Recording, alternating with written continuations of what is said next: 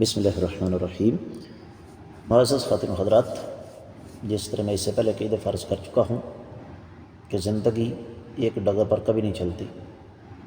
جہاں سکھ ہے وہاں دکھ بھی ہے، جہاں خوشی ہے وہاں غم بھی ہے، جہاں پر آسانی ہے وہاں پر تکلیف بھی ہے۔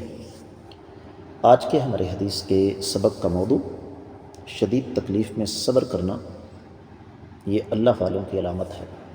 مشکوٰۃ المصابیح کتاب القصاص 3458ویں حدیث کتاب میں اور 10ویں ہے باب میں الفاظ پڑھ رہا ہوں۔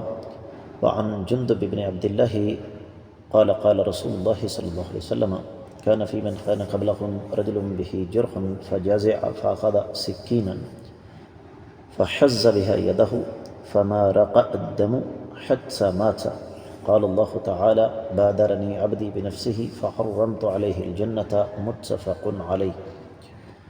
آپ نے سماعت فرمایا کہ یہ حدیث سے مبارکہ صحیح بخاری اور صحیح مسلم میں ہے۔ تفصیلی حوالہ آپ کی خدمت میں رکھ رہا ہوں۔ صحیح بخاری کتاب احادیث الانبیاء 50واں باب ہے، بنی اسرائیل کے واقعات 3463ویں حدیث، اور صحیح مسلم میں یہ 307ویں ہے۔ حدیث صحیح بخاری مسلم میں آ گئی، اس کی سند پر تبصرہ کرنے کی ضرورت نہیں۔ براہ راست حدیث کے مفہوم کی طرف بڑھتے ہیں، ترجمے کی طرف بڑھتے ہیں۔ سیدنا جندب بن عبداللہ رضی اللہ تعالیٰ عنہ بیان فرماتے ہیں کہ اللہ کے نبی صلی اللہ علیہ وسلم نے ارشاد فرمایا کہ تم سے پہلے جو لوگ گزرے ہیں ان میں سے ایک آدمی تھا جو زخمی ہو گیا۔ اس نے بے صبری کا مظاہرہ کیا، چھری پکڑی اور اپنا زخمی ہاتھ کاٹ ڈالا۔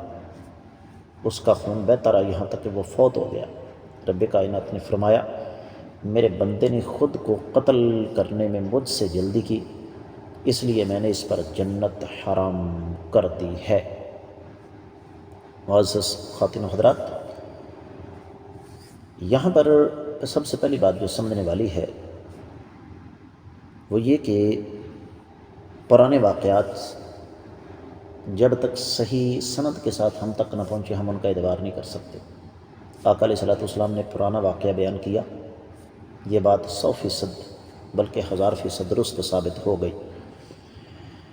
دوسری بات یہ ہے کہ بظاہر اس حدیث سے معلوم ہوتا ہے کہ خودکشی کرنا یہ جنت اپنے اوپر حرام کرنے کے مترادف ہے۔ یہ حکم زجر و توبیخ پر مبنی ہے،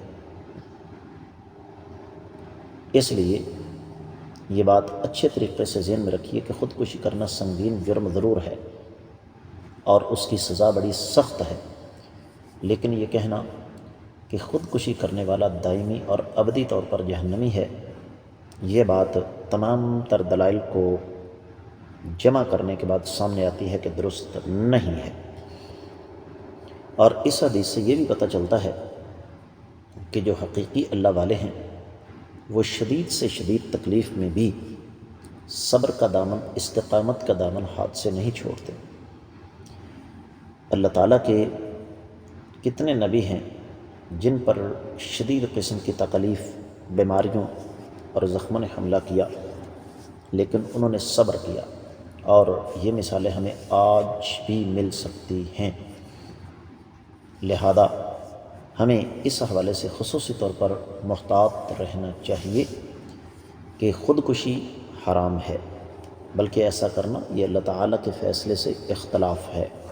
امید ہے کہ حدیث آپ کو سمجھ آ گئی ہوگی۔ اجازت چاہوں گا۔ السلام علیکم ورحمۃ اللہ وبرکاتہ۔